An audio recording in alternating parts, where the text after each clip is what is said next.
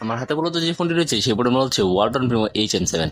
আপনারা প্রায়শই চান এই ফোনগুলোতে কিভাবে ল্যাঙ্গুয়েজ চেঞ্জ করা যায়, অর্থাৎ বাংলা থাকলে ইংলিশ করবেন এবং ইংলিশ থাকলে বাংলা করবেন। আজ আপনি দেখি তোর মতো এই ফোনগুলোতে ল্যাঙ্গুয়েজটাকে কিভাবে চেঞ্জ করবেন, অর্থাৎ আপনার ফোনের ল্যাঙ্গুয়েজটাকে যদি বাংলা থাকে বা আপনি যদি হিন্দি এড করতে চান সেইটা কিভাবে করবেন। এই জন্য আপনার হাতে থাকা ফোনের প্রথমে যেটা করতে হবে সেটা হচ্ছে আপনার হাতে থাকা ফোনের সেটিংস নামের যে অপশনটা রয়েছে সেই সেটিংস নামের অপশনটা কিন্তু কষ্ট করে খুঁজে বের করতে হবে।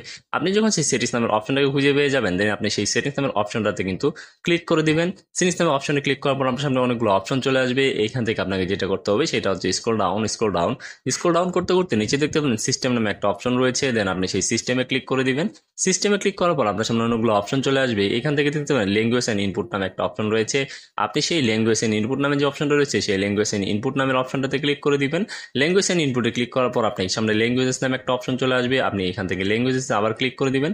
তারপর অ্যাড এ ল্যাঙ্গুয়েজ, আপনি এখানে জাস্ট অ্যাড এ ল্যাঙ্গুয়েজে ক্লিক করে দিয়ে আপনি এখান থেকে যদি ইংলিশ সিলেক্ট করতে চান তাহলে ইংলিশ ভাষাকে সিলেক্ট করবেন, আর যদি হিন্দি ভাষা সিলেক্ট করতে চান তাহলে কি হিন্দিকে সিলেক্ট করে দিবেন।